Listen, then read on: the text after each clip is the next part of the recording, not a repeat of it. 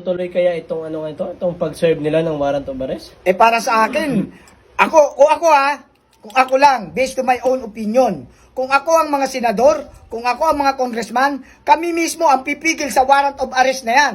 Hahanapin ko ang legality ng warrant of arrest. Bakit? Napaka-impossible dream.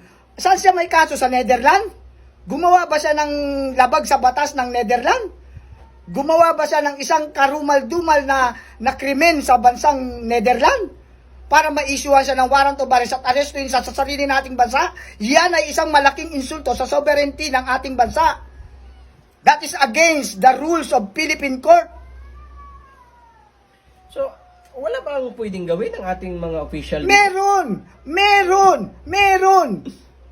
Ang ating mga justice, ang ating mga abogado na member ng IBP, yung mga yan, dapat pumalag sila kasi insulto na ito. Isipin mo, isang Filipino citizen aarestuin ng mga ibang bansa?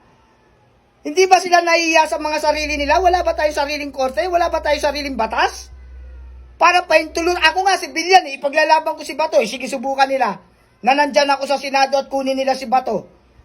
Na nagkataon nandyan din ako. Ako mismo maikipagdigmaan sa mga yan kasi yan ay malaking insulto.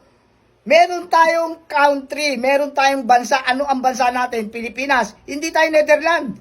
Bakit i-interfere ng Netherlands ang ating mga dito? Ano ang ikakaso nila? Crimes against humanity na naman? War on drugs? Patunayan muna nila na involvement ni Senator Ronald Bato dyan sa bagay na yan. Dapat meron niyang grounds.